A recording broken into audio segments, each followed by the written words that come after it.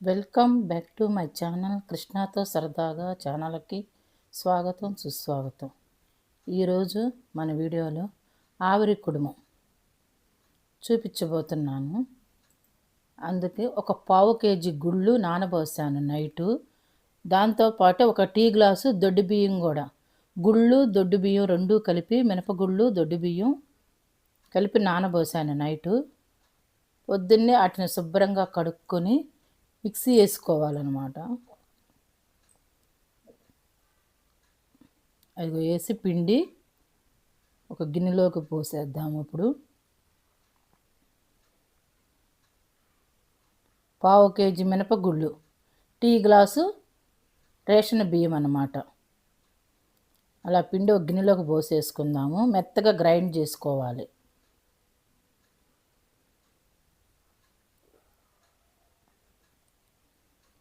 మెత్తగా గ్రైండ్ చేసి పెట్టుకొని 2 వాయిలుగా వేసేసాను నేను. ఫస్ట్ వాయి అయిపోయింది, ఇప్పుడు రెండో వాయి కూడా వేస్తున్నాను మిక్సీలో.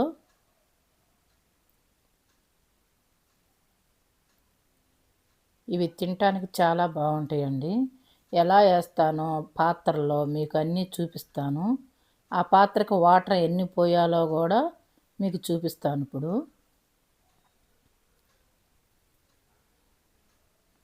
ఇక 2 వాయిలు వేసేసి పిండిగా అలా పెట్టేశానండి గిన్నెలో.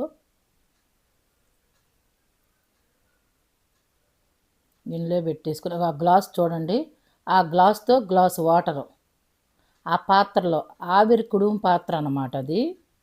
మనకి ఇడ్లీ పాత్ర టైపేను, కాకపోతే చిన్న పాత్ర అది. ఇక వాటర్, ఆ గ్లాస్ వాటర్ పోసేస్తున్నాను, మీకు చూపిస్తాను.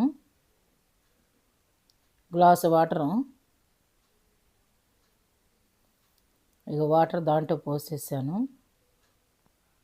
ఇప్పుడు దానికి 2 ప్లేట్లు ఉంటాయండి. 2 ప్లేట్లలో ఇగో అలా వేసుకోవాలి. ఒక గరిటె తీసుకుని ఆ గరిటెతో అలా పెట్టేసుకోవాలండి. ఫస్ట్ ప్లేట్ పెట్టేశాను. ఫస్ట్ది కొంచెం చిన్న ప్లేట్ ఉంటుందండి. ఆ ప్లేట్కి అడుగున రంధ్రాలలాగా ఉంటాయి. ఆ పిండి కొంచెం గట్టిగా వేసుకోవాలండి. వాటర్గా దోశ పిండిలాగా వేసుకోకూడదు. ఇడ్లీ పిండిలాగా కొంచెం గట్టిగా ఉండాలి. లేకపోతే ఆ వాటరు కింద నుంచి ఆ పిండి అలా పడిపోతుంది దాంట్లో. అలా మూత పెట్టేసుకోవాలండి. 2 ప్లేట్లే ఉంటాయి ఆ పాత్రకి. అలా మూత పెట్టేసుకొని స్టవ్ మీద పెట్టేసుకోవటమేను. ఇది ఇప్పుడు స్టవ్ వెలిగిస్తే మనము దాని ఆవిరికి ఉడికిద్దండి. కింద ఇడ్లీ ఎలానో సేమ్ అలానే ఇవి కూడాను ఆవిరి కుడుము అంటారు దీనిని. ఒక వాయికి 2 ప్లేట్లు ఉంటాయండి. ఆ 2 ప్లేట్లు వస్తాయి, ఒక మనిషికి సరిపోతాయి. అదిగో ఉడికినాయండి, ఉడికేసినాయి. ఒక 10 మినిట్స్ వెలిగిస్తే చాలండి. 5 మినిట్స్ ఫుల్ పెట్టుకోవాలి, 5 మినిట్స్ సిమ్లో పెట్టుకోవాలి. ఆవిరికే ఉడికేస్తాయండి. ఇడ్లీ లాగానేనండి సేము, కానీ ఇవి చాలా మంచిదండి ఆరోగ్యానికి. మన హెల్త్ పర్పస్కి కూడా ఆవిరి కుడుము వేసుకుంటే చాలా బాగుంటుంది. ఇది వేడి కూడా చేయకుండా చలవ ఆవిరి కుడుము తింటే అని కూడా పెద్దలు, మా నాయనమ్మ వాళ్ళు అనేవాళ్ళండి. అప్పుడు వేరే ఆటల్లో ఇట్లా గడ్డిలాగా తెచ్చిపెట్టి గిన్నెల్లో వేసేవాళ్ళు. మనకిప్పుడు టౌన్లో అవి దొరకవు కదండి. మనం ఇట్లా పాత్ర తెచ్చుకొని ఇప్పుడు ఈ టయాల్లో ఇలా వేసుకుంటున్నాము. మా నాయనమ్మ వాళ్ళు, అమ్మమ్మ వాళ్ళ కాలంలో ఇలా వేసేవాళ్ళు. ఇక అలా వచ్చేస్తాయండి. తీసి మన ప్లేట్లో పెట్టేసుకోవటమేను.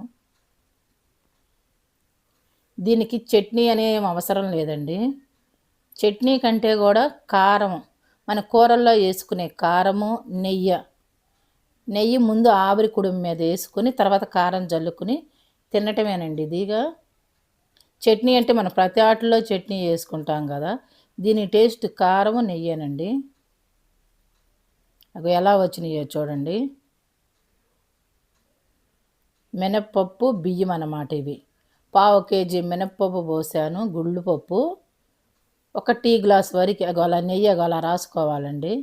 వేడి దాని మీద మనం వేయంగానే కరిగిపోయిద్ది అనమాట.